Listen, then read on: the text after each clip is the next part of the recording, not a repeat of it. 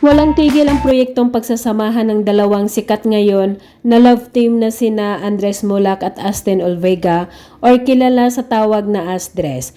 Mapapakilig ka agad ang mga Jinsi tuwing nakikita silang dalawa.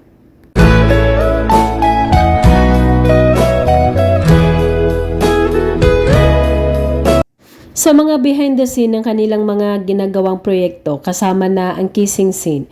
Kahit mga staff na kasama nila sa taping ay siguradong kinikilig din sa kanilang eksena.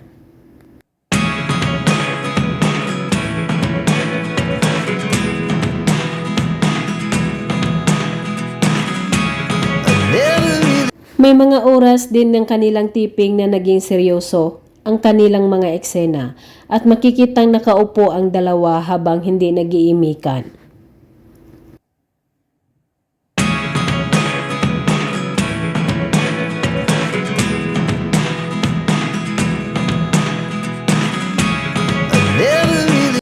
Tinutokso naman si Andres Mulak ng kanilang direktor at iba pang mga kasamahan patungkol sa pagpunta nito sa taping area ni Astin Olvega kahit hindi naman siya kasama sa eksena.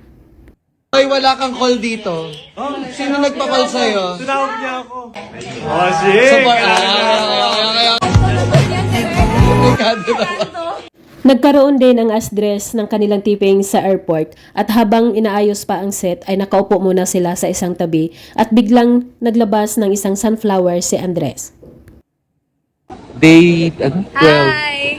12 ba? Ha? Day 12? Oh, wow! Wow, galing no?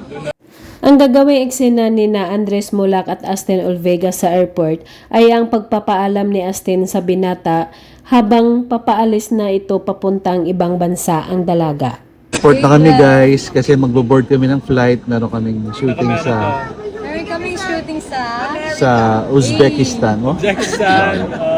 Napakagaling ng dalawa sa kanilang eksena sa kanilang behind the scene sa pamamaalam serye. Nagyakapan at naghalikan ang dalawa habang malungkot ang kanilang mga mukha.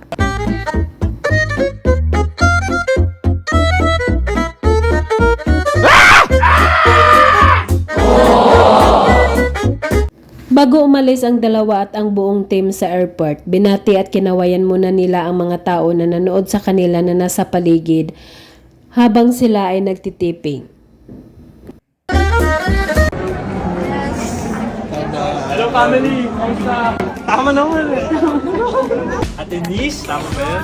Ate Andrea. So you're here